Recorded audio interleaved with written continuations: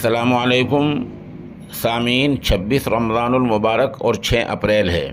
ख़बर का उन्वान है मेवात के 2 जुबापोश गिरफ़्तार। पुलिस ने 4 दिन के रिमांड पर लिए। उनकी ईद भी जेल में गुजर सकती है। मेवात के ज़िला नूह के गांव बुबल हेड़ी के रहने वाले जुबापोश अरशद और गांव गुराकसर के रहने वाले जुबापोश राशिद को नूह पुलिस ने 4 दिन के रिमांड पर लिया है। इल्ज़ाम क्या है? इल्ज़ाम यह है कि ये लोग बेटियों को कन्यादान देने की आड़ में, यानी शादी में कुछ सामान देने की आड़ में लोगों से पैसे ऐंठते थे और करते कुछ नहीं थे। इस तरह इन लोगों ने तकरीबन 1,500 लोगों से 14 करोड़ रुपए इकट्ठे किए हैं। वहाँ के डीएसपी ने जो बयान दिया है, डीएसपी फिरोजपुर झिरका कप्तान सिंह ने सहाफ़ियों को बताया कि बेटियों की शादी में कन्यादान देने के नाम पर लोगों से पैसे इकट्ठा करते थे और करते कुछ नहीं थे। ये जुबापोश तकरीबन 1400 लोगों से 14 करोड़ रुपए ऐंठ चुके हैं।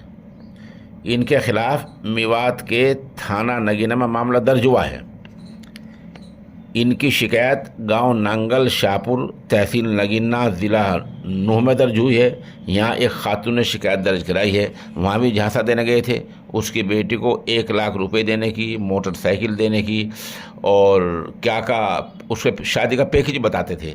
अलग अलग पैकेज के नाम पर धोखा देने गए थे। कुछ नहीं दिया है, धोखा दे रहे थे। इस तरह शिकायत पर पुलिस ने इनको पकड़ा और फिर होते होते बात खुल गई और 14 करोड़ रुपए मिले हैं।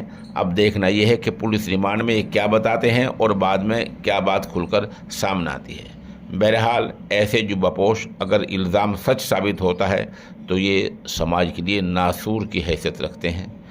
इन पर कदगन लगाना ज़रूरी है। क्यों?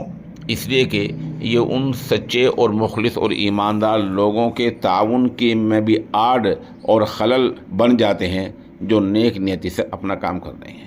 समाज में बड़ी तादाद में ऐसे लोग हैं जो मुखलिस हैं, ईमानदार हैं, नेक नियति के साथ ऐसे कामों को अंजाम दे रहे हैं। उनकी कद्र करनी चाहिए, उनकी वक़्त करनी चाहिए, उनका एहतराम किया जाना चाहिए, उनकी इज़्ज़त होनी चाहिए। लेकिन जब ऐसे लोग बीच में फंस जाते हैं और करोड़ों रुपए ऐंठ लेते हैं, करते कुछ नहीं है, तो लोग बाग असल लोगों से भी बदजन हो जाते हैं। इसलिए ढूंढ ढूंढ कर, टो कर ये जहां मिलें, जिस आड़ में भी पैसे ऐंठते मिलें, इन पर कदगन लगाना और कदगन लगवाना वक्त का तकाजा होता है।